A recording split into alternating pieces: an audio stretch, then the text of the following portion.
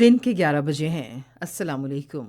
ये रेडियो पाकिस्तान है। आसिफा महफूज से खबरें सुनिए। पहले अहम खबरों का खुलासा। निगरान वज़ीर-ए-आज़म ने अवाम से अपील की है कि वो फ़लस्तीन के मज़लूम अवाम से इज़हार यकजहती के लिए नए साल की आमद को सादगी से मनाएं। आइंदा आम इंतखाबात के लिए कागजात नामज़दगी की जांच पड़ताल का अमल कल मुकम्मल हो जाएगा। गैर कानूनी तौर पर मुकीम गैर मुल्कियों की अपने मुल्कों को बहिफाजत और बावकार वापसी का सिलसिला जारी है और गुज़श्ता रोज़ 1350 से ज़ायद अफ़गान शहरी अफ़गानिस्तान वापस गए। गजा के इलाके रिफा में इसराइली हमले में 20 फ़लस्तीनी शहीद हो गए। और अब खबरों की तफसील।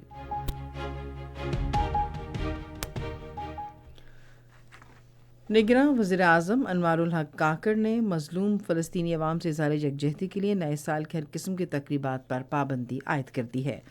उन्होंने एक खुसूसी वीडियो पैगाम में पाकिस्तानी अवाम से भी अपील की है कि वो गज़ा के मज़लूम लोगों से यकजहती का इजहार करते हुए नए साल की आमद को सादगी से मनाएं। वज़ीर-ए-आज़म ने कहा कि काबिज़ इसराइली फ़ौज फ़लस्तीन में नाकाबिल बयान मज़ालिम ढा रही है। उन्होंने कहा कि पूरी पाकिस्तानी कौम और उम्मत मुस्लिमा बेगुनाह फ़लस्तीनियों की नस्लकुशी, खुसूसन मासूम बच्चों के कत्लेआम पर गहरे सदमे में है।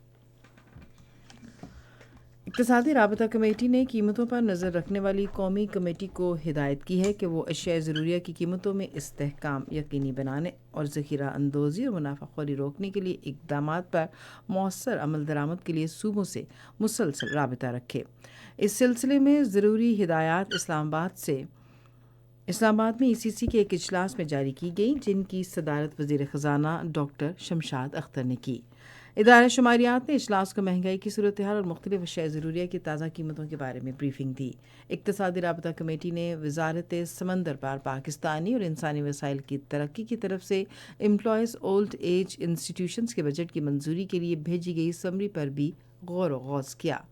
इजलास के दौरान तुर्कमानिस्तान, अफ़गानिस्तान, पाकिस्तान और ईरान गैस पाइपलाइन मंसूबे को सरमायाकारी के लिए एक मुफीद पैकेज करार देते हुए इस पर तफसीली बहस की गई। इजलास में दरामदी कोयले पर मबनी मंसूबों की पैदावारी सलाहियत के मसाइल के हल और पोर्ट कासिम अथॉरिटी के साथ मुआहदे के हवाले से पावर डिवीज़न की तजावीज़ पर भी गौर किया गया। तिजारत, सनतों और पैदावार के निगरान वज़ीर डॉक्टर गौहर एजाज ने मईशत की बहाली के लिए हुकूमत के अज़्म का अयादा किया है। उन्होंने ये बात कराची में ताजिरों के एक इजलास की सदारत करते हुए कही। वफाकी वज़ीर ने कहा कि खुसूसी सरमायाकारी सहूलत काउंसिल की तरफ से किए गए इक़दामात से मुल्क में सनती तरक्की के एक नए दौर का आगाज़ होगा।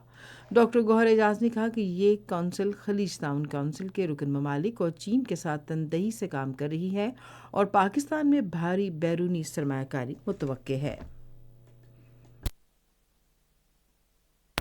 आम इंतखाबात के लिए उम्मीदवारों की तरफ से जमा कराए गए कागजात नामजदगी की जांच पड़ताल का अमल कल मुकम्मल हो जाएगा। कागजात नामजदगी मंजूर या मुस्तरद होने के खिलाफ अपीलें आइंदा माह की 3 तारीख तक की जा सकती हैं और इन अपीलों को अगले महीने की 10 तारीख तक निपटाया जाएगा।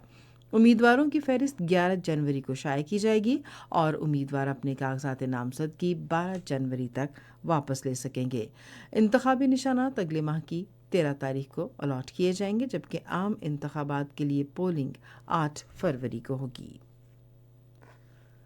मजहबी उमूर और बैनुल मज़ाहिब माहगी के निगरान वज़ीर अनीक अहमद ने आइंदा हज के लिए कुरानदाजी का ऐलान किया है। तफसीलात के मुताबिक सरकारी हज स्कीम के तहत 69,438 दरख्वास्तें मौसूल हुई थीं, जिनमें से कुरानदाजी के ज़रिए 63,805 दरख्वास्त गुजारों को कामयाब करार दिया गया।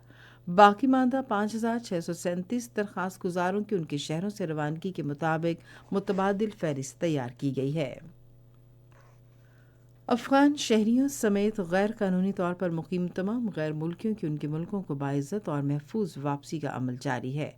अफ़गान बाशिंदों के अपने वतन वापसी के लिए दीगर इक़दामात के अलावा मुख्तलिफ अज़ला में आर्जी कैंप्स कायम किए गए हैं, जहाँ उन्हें तमाम बुनियादी सहूलियात फ़राहम की जा रही हैं। गुज़श्ता रोज़ 1353 गैर कानूनी अफ़गान शहरी अपने वतन वापस गए। अब तक पाकिस्तान छोड़ने वाले गैर कानूनी अफ़गान बाशिंदों की तादाद 4,52,273 हो चुकी है। غزہ کے علاقے رفاح میں کویت اسپیشلٹی ہسپتال کے قریب ایک رہائشی عمارت پر اسرائیلی حملے میں خواتین اور بچوں سمیت کم از کم 20 فلسطینی شہید ہو گئے۔ اسرائیل نے جنگ بندی کے عالمی مطالبات اور غم و غصے کے باوجود غزہ میں بیت اللہ، خان یونس، رفاح اور مغازی کے علاقوں پر وحشیانہ بمباری تیز کر دی ہے، جس سے اموات کی تعداد مسلسل بڑھ رہی ہے۔ میلبرن میں 3 ٹیسٹ میچوں کی سیریز کے دوسرے کرکٹ ٹیسٹ کے چوتھے روز پاکستان نے آسٹریلیا کے خلاف اپنی دوسری اننگز میں اب سے تھوڑی دیر پہلے تک 178 رنز بنائے تھے اور اس کے 5 کھلاڑی آؤٹ ہوئے تھے۔